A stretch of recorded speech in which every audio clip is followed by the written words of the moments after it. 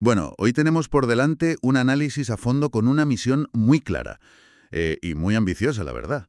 Queremos desentrañar cómo distintas rutinas de ejercicio en el agua pueden, o sea, no solo proteger, sino potenciar el cerebro durante el envejecimiento. Eso es.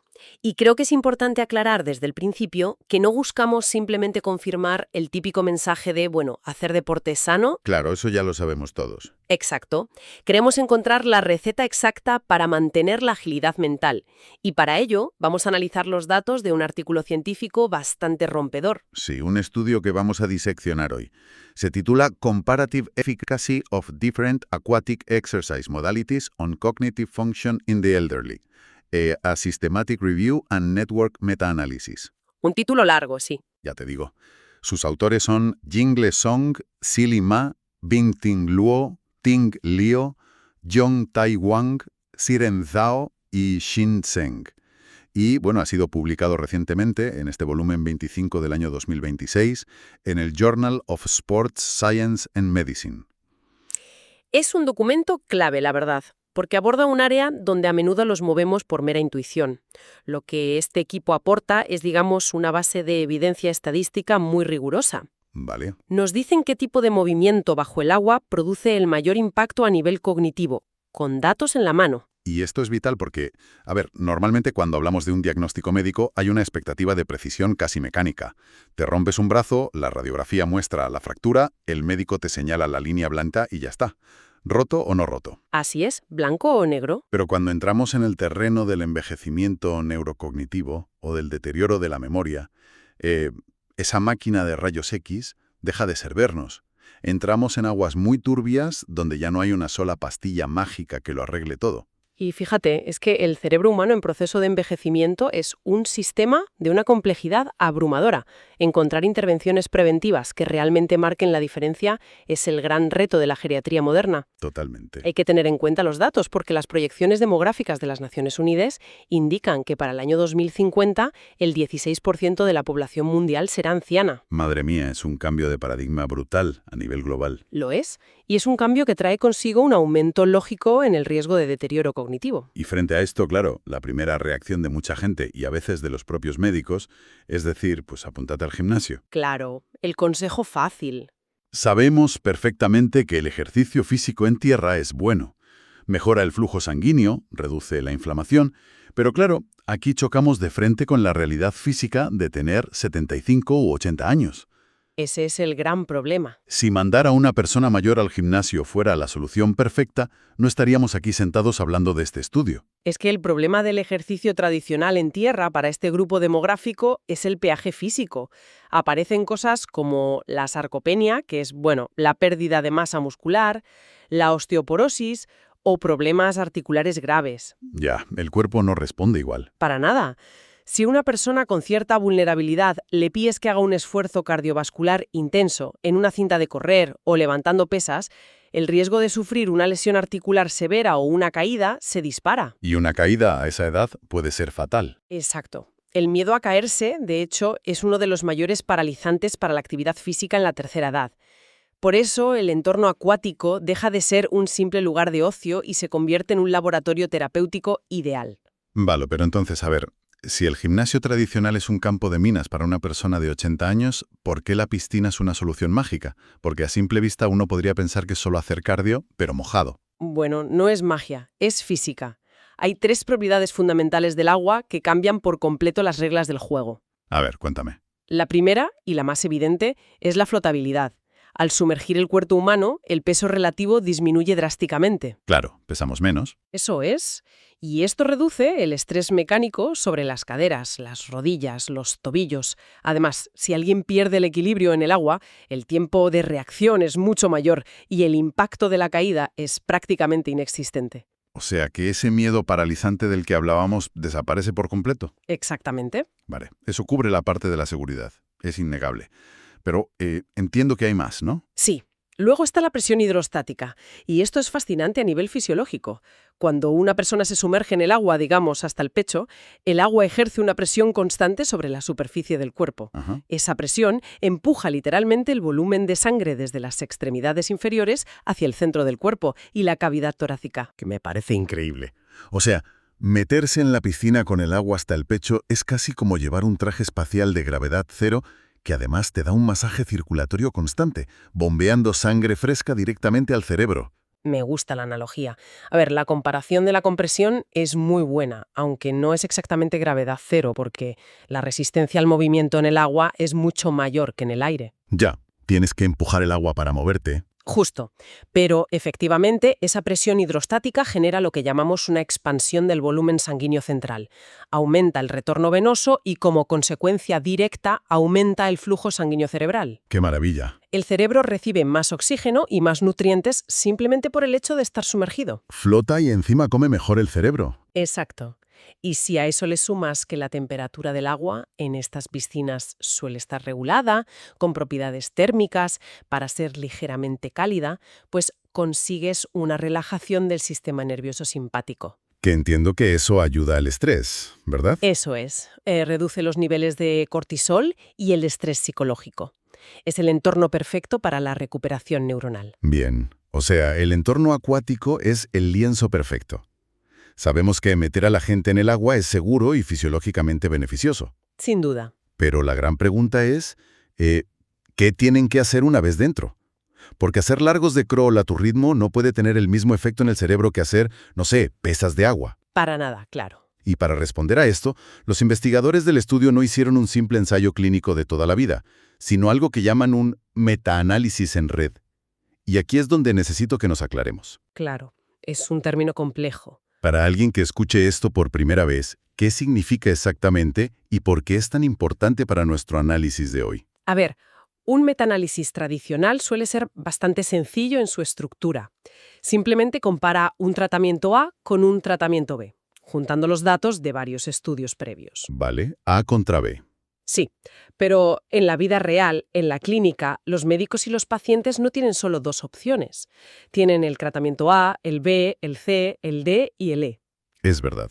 Entonces, el metaanálisis en red, o NMA por sus siglas en inglés, es una técnica estadística avanzada que permite comparar todas esas múltiples intervenciones a la vez, creando una jerarquía de eficacia. Un ranking. Eso es. Y lo hace utilizando tanto la evidencia directa como la indirecta. A ver, frena ahí un momento. ¿A qué te refieres con evidencia indirecta? Si no hubo ensayos directos comparando todas estas rutinas cara a cara en la misma piscina, ¿cómo podemos confiar en que este ranking matemático refleje la realidad y no sea solo un truco numérico? Es una duda muy lógica y muy habitual cuando se habla de estadística. Mira, imagina un torneo de tenis. Vale. Si el jugador A le gana al jugador B y el jugador B le gana al jugador C, aunque A y C nunca hayan jugado juntos, la estadística puede inferir con bastante fiabilidad que A le ganaría a C. Ah, vale, lo pillo. Pues eso es la evidencia indirecta en investigación médica. En este estudio analizaron 9 ensayos controlados aleatorizados previos con un total de 324 participantes mayores de 60 años. ¿Y qué rutinas comparaban en este torneo de tenis acuático? Alta intensidad, entrenamiento de fuerza acuático, ejercicio tradicional en tierra y un grupo de control sin ejercicio. Y entiendo que el modelo matemático se asegura de que todo esto tenga sentido. Exacto. Para asegurar que la, adivinanza matemática fuera precisa, los investigadores utilizaron un modelo muy sólido y aplicaron la curva Sukra. Y la curva Sukra. Vale, entiendo que esto es básicamente una herramienta estadística, ¿no? Como decir qué tratamiento tiene más papeletas de llevarse el trofeo. Eso es, en lugar de darte un dato confuso, la Sukra te da un porcentaje de probabilidad. Nos dice qué probabilidad tiene un tratamiento específico de ser, objetivamente, la mejor opción absoluta de todas las de la red. Perfecto, muy claro. Entonces, vayamos al grano, porque supongo que los datos son reveladores. ¿Quién se lleva la medalla de oro en esta Olimpiada acuática para el cerebro? Pues hay un claro ganador. Y te digo que con muchísima diferencia. A ver. El ejercicio cognitivo-motor acuático demostró tener una probabilidad abrumadora de ser el más efectivo. Alcanzó un 85,36% en la curva Sukra. ¡Guau! Casi un 85%. ¿Y el segundo? Muy por detrás quedó el ejercicio aeróbico acuático, con un 61,44%. Hay bastante distancia. La hay. Pero lo más importante de estos datos no es solo el ranking. El análisis mostró un dato crucial. El ejercicio cognitivo-motor fue el único que logró mejoras estadísticamente significativas frente a los controles que no hacían ejercicio. Espera, ¿el único? Tendencias positivas, por supuesto, pero no cruzaron ese umbral de significancia estadística fuerte. Bueno, aquí hay tela marinera. Porque, a ver, ¿qué es exactamente el ejercicio cognitivo-motor acuático? Por el nombre entiendo que es hacer algo físico y mental a la vez, ¿no? Así es. También se le suele conocer en la literatura médica como entrenamiento de tarea dual. Tarea dual, vale. Consiste, básicamente, en combinar un movimiento físico, que suele ser aeróbico, con una tarea cognitiva de forma simultánea. Ponme un ejemplo. Imagina a una persona caminando en la piscina, luchando contra la resistencia del agua, ¿vale? Sí, Y mientras hace eso, el instructor le pide que recuerde números o colores, o que cuente hacia atrás de 3 en 3 desde el 100. vale. Pero a ver, aquí es donde la cosa se pone realmente interesante y te voy a llevar la contraria. Dime. Uno podría pensar que hacer dos cosas a la vez en el agua distrae y hace que el ejercicio físico en sí sea menos intenso o que lo hagas peor, porque si yo intento sumar mentalmente mientras corro, lo normal es que me tropiece. Ya, es lo habitual. Entonces, ¿por qué aquí, por lo que vemos, es exactamente esa exigencia doble la que enciende el cerebro? O sea, el esfuerzo mental es parte del entrenamiento físico. Totalmente. Lo que describe se llama interferencia de doble tarea. Y es verdad, al principio el rendimiento en ambas cosas suele bajar. Claro, te lías. Pero precisamente ese es el objetivo del entrenamiento. A nivel biológico, esto requiere una activación muchísimo mayor de la corteza prefrontal, Que es la parte del cerebro que se encarga de... de las funciones ejecutivas, de la toma de decisiones, de la atención. Al exigirle esta doble tarea constante, fomentas una barbaridad la neuroplasticidad. O sea, obligas al cerebro a crear conexiones nuevas. Exacto. El cerebro se da cuenta de que el entorno es complejo y reacciona reforzando su estructura. Y esto, además, imita las exigencias de las actividades de la vida diaria de una persona mayor. ¿Como qué, por ejemplo? Pues algo tan rutinario como cruzar una calle con tráfico. Tienes que caminar, mantener el equilibrio, vigilar los coches, calcular distancias y tomar decisiones rápidas. Es pura tarea dual. Qué buen ejemplo, la verdad. No lo había pensado así. Cruzar la calle es cognitivo-motor. Totalmente. Y la piscina es el simulador perfecto para entrenarlo de forma segura. Tiene muchísimo sentido. Pero claro, si nos centramos en que el doble esfuerzo físico y mental es la clave del éxito, tengo que preguntar, ¿qué ocurre con las rutinas basadas puramente en el agotamiento físico extremo? Te refieres a las modas de ahora, ¿no? Exacto, que están súper de moda. Parece que si no sales asfixiado del entrenamiento no has hecho nada. Hablo del HIIT, el entrenamiento de intervalos de alta intensidad. ¿Cómo queda en todo esto? Pues los resultados aquí son la gran sorpresa. O, bueno, quizás no tanto si lo piensas. Cuando analizaron el HIIT acuático, obtuvo un modesto 49,12% en sucra. Un 49, muy lejos del 85 del cognitivo motor. Muy lejos. Y el entrenamiento de fuerza acuático se quedó en un 51,80%. De hecho, el HIIT en el agua tuvo un rendimiento casi idéntico al ejercicio tradicional en tierra. ¡Wow!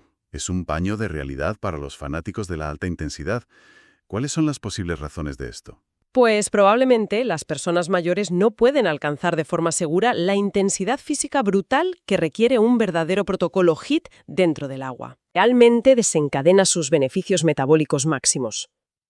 A ver, entonces, ¿qué significa todo esto para quienes nos escuchan? Solemos pensar en el HIIT como el rey indiscutible del fitness actual. Y para mucha gente joven lo es. Ya, pero intentar mejorar la memoria de una persona mayor a base de pura intensidad física, de hacerla sudar en la piscina. Fíjate, es como intentar encender un ordenador a base de darle golpes en lugar de teclear la contraseña correcta. Es una analogía perfecta. Necesitas la clave cognitiva, ¿no? Exactamente. La gran lección que sintetiza este estudio es que para maximizar los beneficios cognitivos en adultos mayores, la participación y el compromiso cognitivo son infinitamente más importantes que la simple intensidad física o el sudor. O sea, el cerebro necesita pensar mientras te mueves. Eso es. Y ojo, además, el estudio consolida un mensaje muy positivo. Cualquier ejercicio acuático es, al menos, tan bueno como el terrestre, aportando toda esa seguridad extra que comentamos. Vale, el mensaje es potente.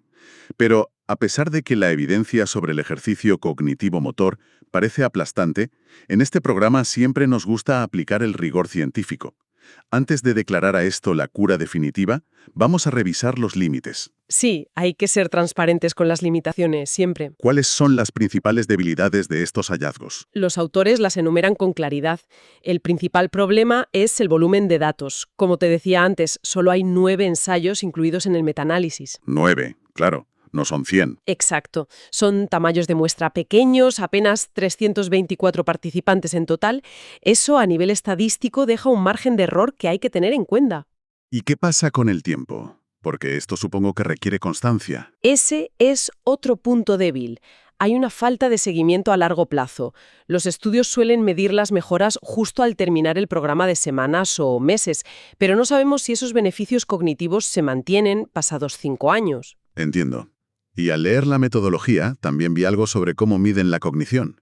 Porque claro, cada estudio original mediría la memoria a su manera, ¿no? Exacto. Y esto es un escollo metodológico.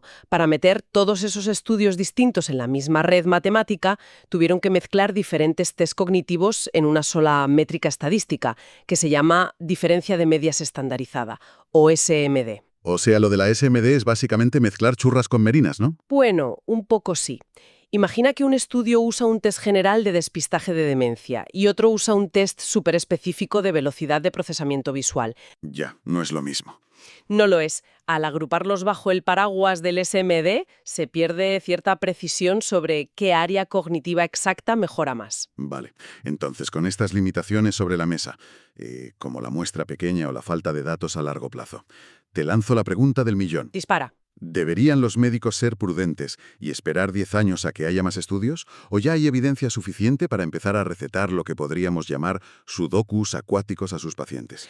Pues, a pesar de las limitaciones, la relevancia clínica de esto es enorme. Y el perfil de seguridad del agua es tan alto que no tiene sentido esperar. O sea, luz verde. Luz verde total. De hecho, los investigadores destacan una sugerencia brillante: aplicar un modelo híbrido en las clínicas. ¿Híbrido te refieres a mezclar agua y tierra? Exacto. Un modelo agua-tierra. Aprovechas los beneficios de soporte y neuroplasticidad de la piscina para el trabajo cognitivo-motor más arriesgado y mantienes ciertos ejercicios en tierra para, por ejemplo, estimular la densidad ósea con el impacto. Es tener lo mejor de ambos mundos, la verdad.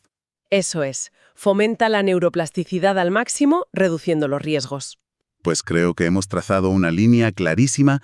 Vamos a ir concluyendo, resumiendo brevemente lo que hemos aprendido hoy. Me parece perfecto. Tras analizar este metaanálisis, nos queda claro que el ejercicio cognitivo-motor acuático se corona como el método más prometedor para nuestra salud cerebral en la tercera edad. Sin lugar a dudas. Ha demostrado que retar a la mente mientras se mueve el cuerpo en el agua es muy superior a buscar pura intensidad física. Es que el cuerpo y la mente no van por separado. Exacto, funcionan en equipo. Así que para quienes nos escuchan y quieran profundizar en cómo se diseñó esta red matemática o ver las tablas estadísticas por sí mismos, animamos explícitamente a leer el artículo original de Song y colaboradores.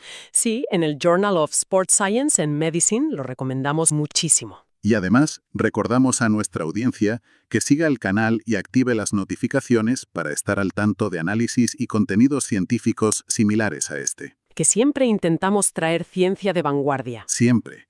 Y antes de despedirnos, me gustaría dejar a la gente que nos oye con una reflexión un tanto provocadora. A ver. Hemos visto que obligar al cerebro a procesar información mientras está en el agua, lidiando con esa presión hidrostática, es la clave de la juventud cognitiva, ¿verdad? Sí, esa doble tarea. Pues con los avances tecnológicos de hoy, ¿cuánto tardaremos en ver piscinas de rehabilitación equipadas con pantallas interactivas sumergibles? Uy, fíjate, eso sería increíble. O incluso, imagina esto, pacientes usando gafas de realidad virtual acuáticas, resolviendo puzzles holográficos bajo el agua para llevar este doble esfuerzo al siguiente nivel. Madre mía, suena a ciencia ficción, pero la verdad es que encaja perfectamente con los hallazgos de este estudio. Si el doble esfuerzo es el secreto, la tecnología será el siguiente gran paso. Nos quedamos con esa imagen mental. Muchas gracias por acompañarnos en este análisis a fondo. Un placer. Hasta